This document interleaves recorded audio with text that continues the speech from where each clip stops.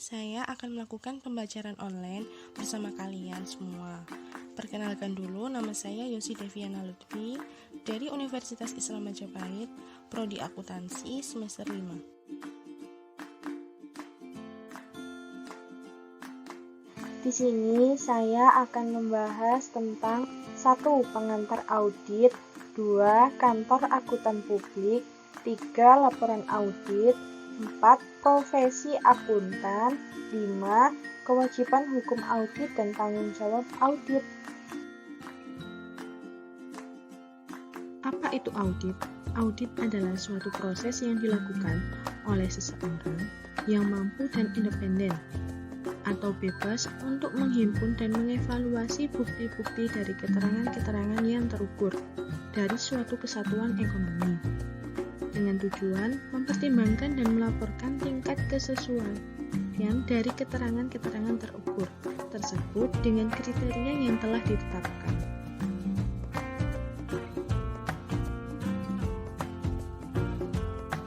Tujuan audit laporan keuangan dalam hal ini adalah memberi pendapat atas kewajaran penyajian laporan keuangan perusahaan sesuai dengan prinsip akuntansi yang diterima umum di Indonesia. Buat apa sih audit? Audit adalah laporan keuangan organisasi yang merupakan salah satu sarana untuk memenuhi akuntabilitas yang dituntut oleh para stakeholder, pemerintah kreditor, pemberi dana, penyumbang, penerima jasa, pengurus, karyawan, dan anggota.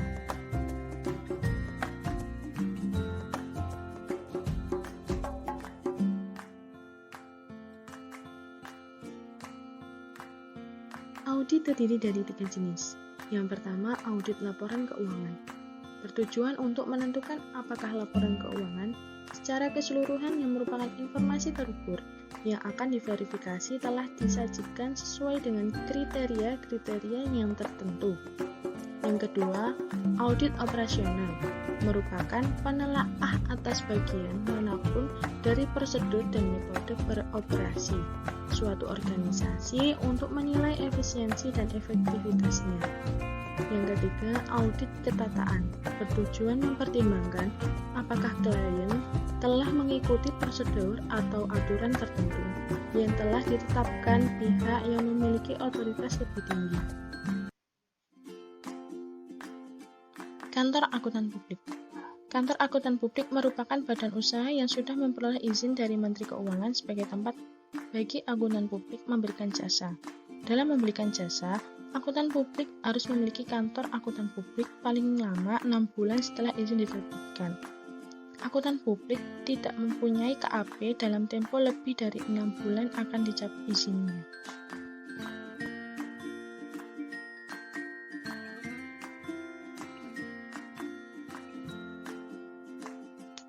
Di bawah ini terdapat beberapa alasan dilakukannya audit, yaitu yang pertama, masyarakat memiliki hak untuk mengakses informasi mengenai pengelolaan sumber daya ekonomi publik. Yang kedua, pihak manajemen organisasi merasa perlu melakukan verifikasi kebenaran laporan keuangan untuk meminimalisir kesalahan. Yang ketiga, menambah kredibilitas dan kinerja perusahaan melalui laporan keuangan.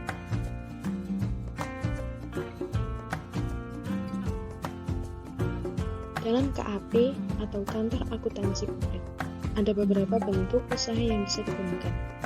1. Perseorangan. Bentuk usaha ini hanya bisa dijalankan oleh seorang akuntan publik yang sekaligus sebagai pemimpin KAP. Kedua, persekutuan firma. Dalam bentuk usaha ini bisa didirikan oleh paling sedikit 2 orang akuntan publik atau 75% dari semua sekutu merupakan akuntan publik. Masing-masing sekutu disebut sebagai rekan dari salah satu sekutu merupakan pemimpin rekan. Yang ketiga, bentuk usaha lainnya yang sesuai dengan karakteristik profesi akuntan publik yang telah ditetapkan dan diatur oleh pemerintah undang-undang.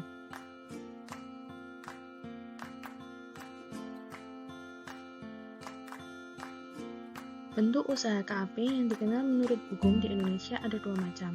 Menurut Jusuf tahun 2001 adalah 1. KAP dalam bentuk usaha sendiri.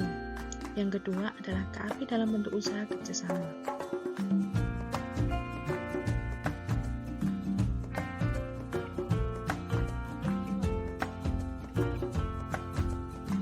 Laporan audit. Apa itu laporan audit? Laporan audit adalah hasil akhir dari proses audit, yaitu laporan yang menyatakan pendapat auditor mengenai kelayakan laporan keuangan perusahaan yang telah sesuai dengan prinsip-prinsip akuntan yang berlaku secara umum. Penyusunan laporan audit harus berdasarkan 4 standar laporan yang ada dalam Standar Profesional Akuntan Publik atau SPAP.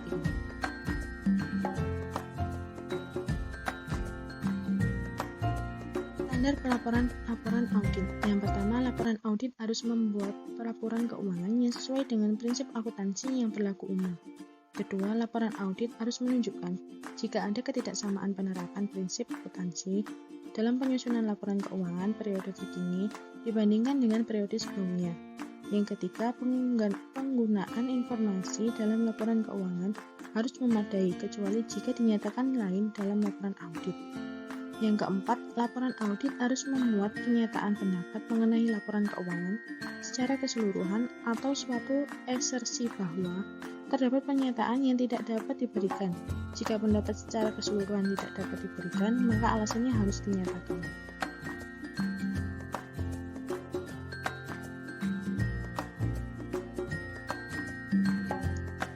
Fungsi laporan audit menurut modul manajemen audit BPK RI.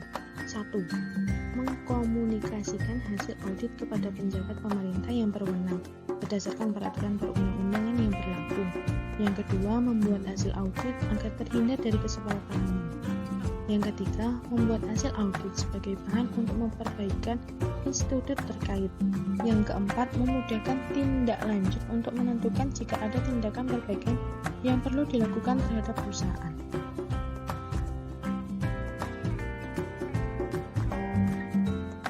Laporan audit. Pada setiap akhir pelaksanaan audit, auditor harus menyiapkan konsep laporan audit. Isi konsep laporan audit tersebut harus mudah dimengerti dan bebas dari penafsiran ganda, seperti memenuhi standar pelaporan, yaitu yang pertama 1.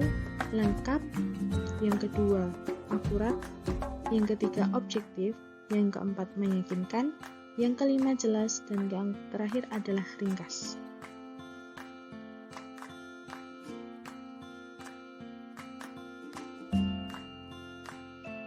Profesi akuntansi adalah pekerjaan yang menggunakan keahlian di bidang akuntansi, termasuk bidang pekerjaan akuntansi publik, intern, keuangan atau dagang, akuntansi pemerintah, dan akuntansi pendidikan.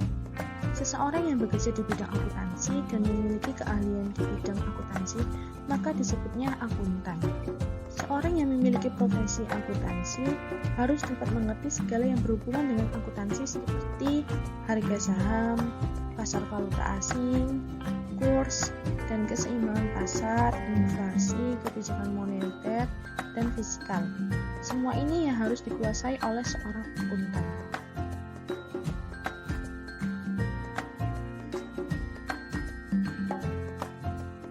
Secara garis besar, akuntan dapat digolongkan sebagai berikut. Yang pertama, akuntan publik. Yang kedua, akuntan intern. Yang ketiga adalah akuntan pemerintah. Dan keempat adalah akuntan pendidik.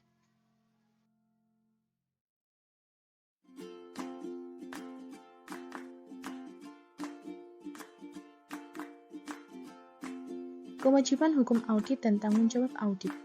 Dalam hal terjadinya pelanggaran yang dilakukan oleh seorang akuntan publik dalam memberikan jasanya, baik atas temuan-temuan bukti, pelanggaran apapun yang bersifat pelanggaran ringan hingga yang bersifat pelanggaran berat berdasarkan PMK nomor 17/PMK 01/2008 hanya dikenakan sanksi administrasi berupa sanksi peringatan, sanksi pembukuan izin, dan sanksi pencabutan izin.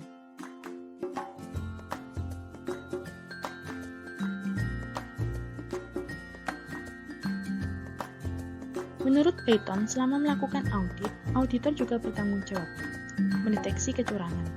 A. Mendeteksi kecurangan ataupun kesalahan-kesalahan yang disengaja diwujudkan dalam perencanaan yang pelaksanaan audit untuk mendapatkan keyakinan yang memadai tentang apakah laporan keuangan bebas dari salah satu material yang disebabkan oleh kesalahpahaman atau kecurangan. Yang B. Melaporkan kecurangan jika terdapat bukti adanya kecurangan. Laporan ini dilaporkan dalam auditor. kepada pihak manajemen komit audit Dewan Direksi. Tindakan pelanggaran hukum oleh klien. A. Tanggung jawab untuk mendeteksi pelanggaran hukum yang dilakukan oleh klien. Auditor bertanggung jawab atas salah satu yang berasal dari tindakan melanggar hukum yang memiliki pengaruh langsung pada penentuan jumlah laporan keuangan. B. Tanggung jawab untuk melaporkan tindakan melanggar hukum apabila suatu tindakan melanggar hukum berpengaruh material terhadap laporan keuangan. Auditor harus mendesak manajemen untuk melakukan revisi atas laporan keuangan tersebut.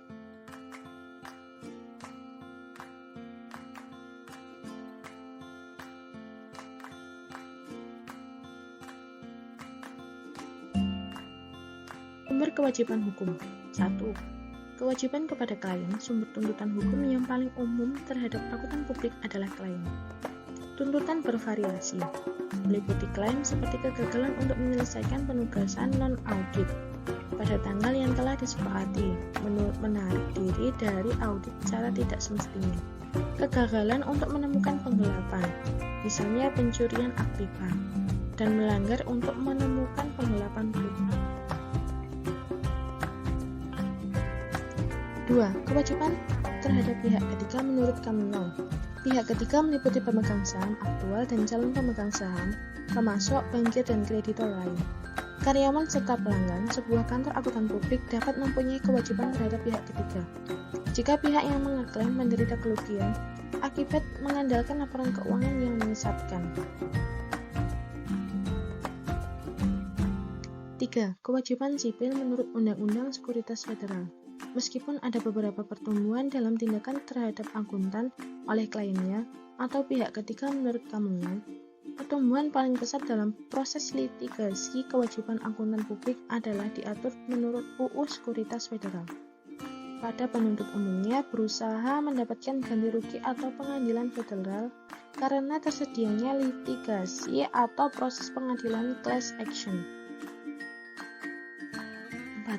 Kewajiban kriminal atau criminal liability adalah sarana yang berfungsi sebagai penghukum dan pencegah perilaku yang melalui tuntutan hukum atau yang dianggap masyarakat tidak bisa diterima.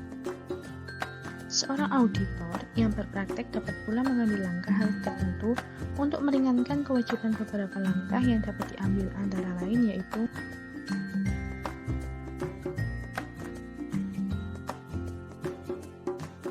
1. Hanya berurusan dengan klien yang memiliki integritas. 2. Memperkerjakan staf yang kompeten dan melatih serta mengawasi mereka dengan pantas. 3. Memahami dan mengikuti standar profesi serta pedoman-pedoman kerja lainnya. 4. Mempertahankan independensi. 5. Memahami cara kerja industri dan operasi klien.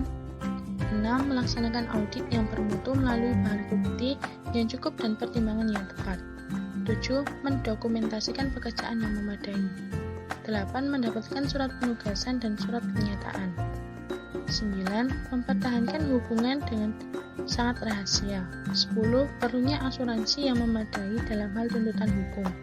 11. Mencari bantuan hukum agar timbul masalah yang serius dalam suatu audit.